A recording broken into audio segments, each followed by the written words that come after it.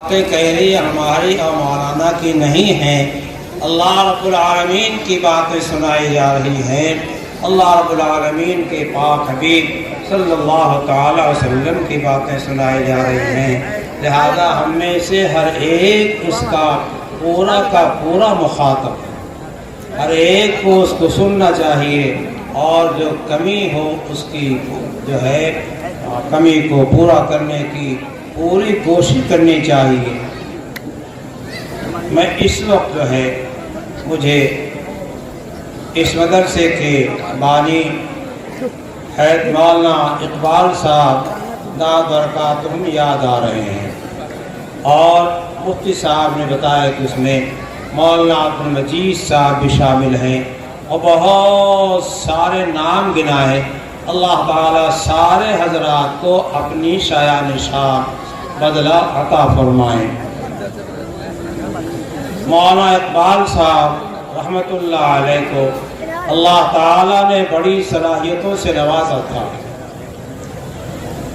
میرا ان کا تعلق یہ ہے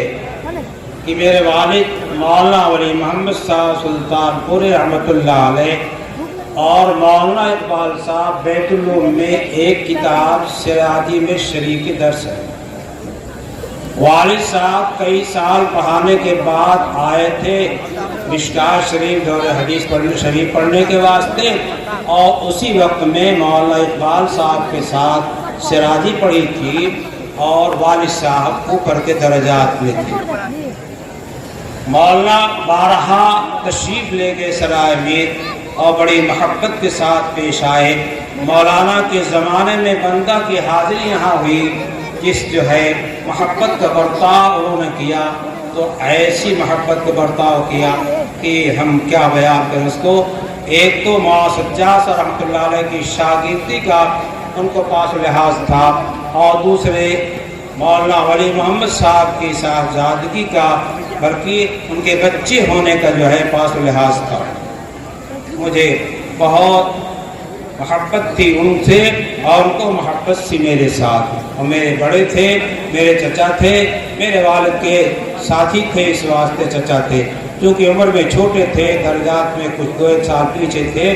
اس واسطے میں اگر چچا کہوں تو کوئی بے ادبی بھی نہیں ہوگی اور ٹھیک بھی ہوگا۔ عم الرجل سنوابی، چچا اور باپ کا درجہ جو ہے وہ ایک طرح کا مثل کا ہوتا ہے، باقی چچا ہونا باپ ہونا دونوں علیحدہ چیز ہے،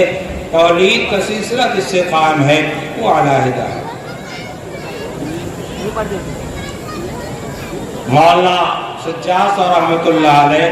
مئو حسن انٹر کالج میں اجتماع کے موقع پر تشریف لائے تھے، تو مولانا اقبال صاحب تشریف لے گئے تھے، اور غالباً داؤد صاحب تھے ان کے ساتھ میں، یا ان کے پہلے والے تھے۔ مولانا اقبال صاحب نے مولانا سجاد صاحب کو کہا کہ ہم آپ کے پاس گاڑی بھیجیں گے اور آپ تشریف لائیے گا۔ مولانا تیار ہوئے، لیکن عمر نے وفا نہیں کیا اور تشریف نہیں لائے۔ میرے آنے کا اصل مقصد جو ہے، میری توجہ جو ہے، جس وجہ سے مجھ کو اس ضلع سے اور سیوان سے خاص طور سے جو تعلق ہے، وہ اسی بنیاد پر ہے کہ مولانا سجاد صاحب رحمۃ اللہ علیہ نے یہاں آنے کا وعدہ فرمایا تھا، لیکن عمر نے چونکہ وفا نہیں کیا، اس لیے نہیں تشریف لا سکے،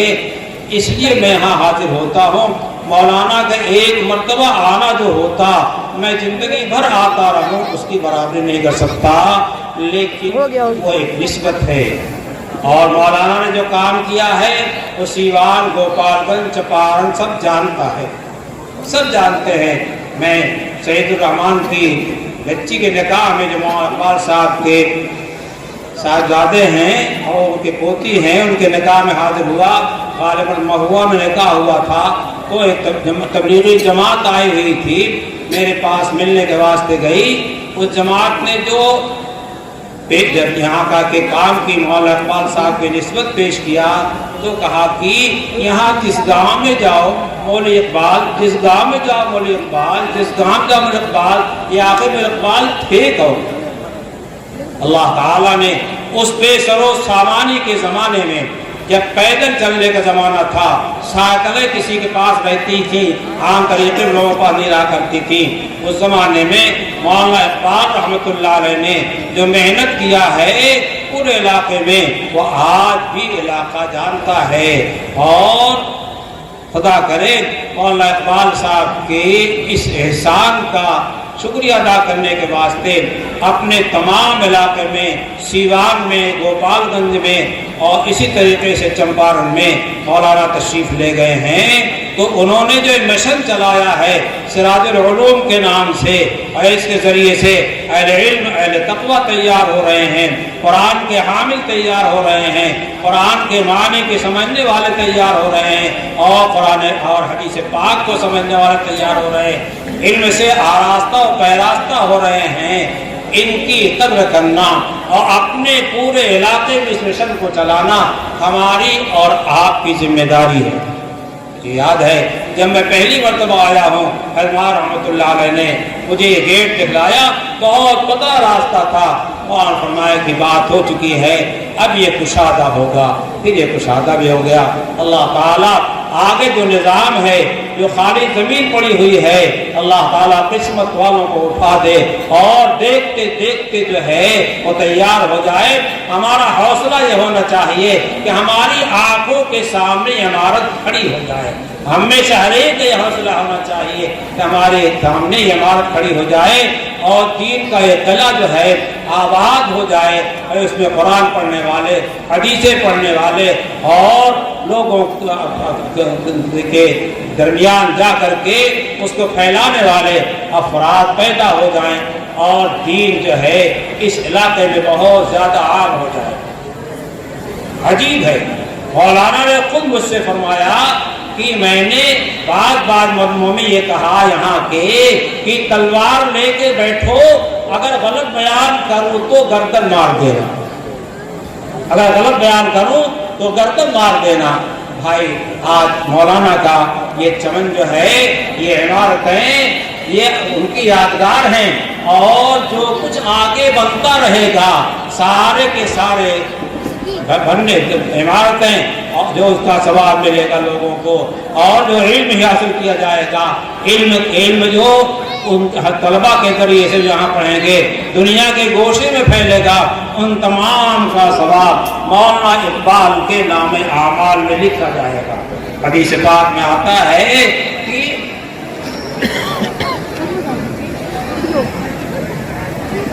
صدقہ جاریہ چھوڑ کر کے جاؤ، صدقہ جاریہ چھوڑ کر جاؤ۔ ہاں، تین چیزیں ہیں، آدمی کیا کرے، کوئی صدقہ جاریہ چھوڑ کر کے جائے، اسی طریقے سے کوئی اولاد صالح چھوڑ کر کے جائے جو اس کے واسطے دعائیں کرتا رہے۔ تو آپ بھی اور ہم بھی اپنے واسطے صدقہ جاریہ چھوڑ کر کے جائیں، تاکہ بعد میں جو ہے ہمارے نام اعمال میں چیزیں چڑھتی رہیں، بڑھتی رہیں، چڑھتی رہیں، بڑھتی رہیں۔ حوصلہ ہونا چاہیے۔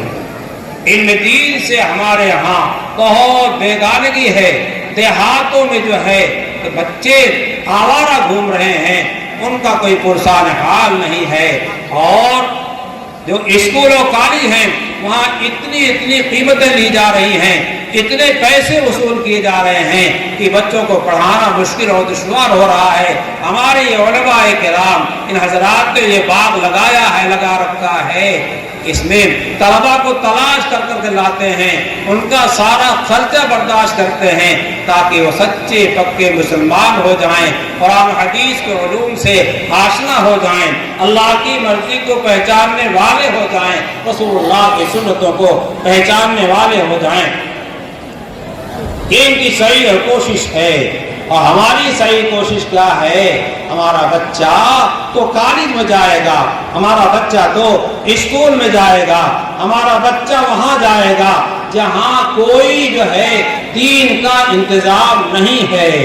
قرآن کا انتظام نہیں ہے، حدیث کے پڑھنے کا انتظام نہیں ہے، اور کلمے کے سکھانے تک کا انتظام نہیں ہے۔ ہم بڑے شوق سے، بڑے حوصلے کے ساتھ اپنے بچوں کو ایسے کالجوں میں بھیجتے ہیں جہاں گیٹ چھوٹا بچہ ابھی اس کا ناکوٹا صاف کر رہے ہیں، ہم حوالے کر دیتے ہیں۔ انگریز स्कूलों के और यहूद के स्कूलों के और फख्र समझते हैं कि हमने बहुत ऊंचा काम किया है और गेट पे पहुंचा करके वहीं से हम गेट आउट कर दिए जाते हैं और गेट आउट हो जाते हैं। अंदर क्या उस बच्चे के साथ किया जा रहा है हमें और आपको किसी को पता नहीं है। हमारे ये मदारिस अल्हम्दुलिल्लाह खुले हुए लिफाफे हैं, खुले हुए खत हैं, जिसका जी चाहे जिस जगह चाहे आए, जहाँ जाए बैठे, जिस दर्जे को चाहे उसका मुआयना करे, जहाँ चाहे देखे हमारे बच्चे को कैसे रखा जा रहा है,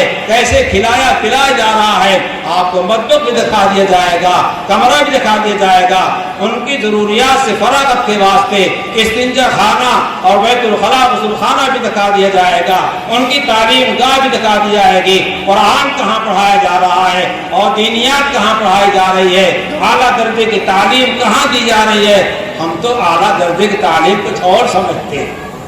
आला दर्जे की तालीम हम कुछ और समझते हैं। आला दर्जे की तालीम मुसलमान नहीं हर इंसान के वास्ते वो तालीम है जो अल्लाह ताला की दी हुई है, वो कुरान है, वो हदीस है, वो कुरान के अंदर है, हदीस पाक के अंदर है। उसकी तालीम के वास्ते हमें और आपको अपने को पेश करना चाहिए और अपने बच्चों को पेश करना चाहिए, अपने बच्चों को पेश करना चाहिए। आज हाल ये है कि हमारे नौजवान बच्चे स्कूलों में कॉलेजों में जाकर के बड़े बड़े इंजीनियर, बड़े बड़े डॉक्टर और बड़े बड़े फनकार बनकर के जो है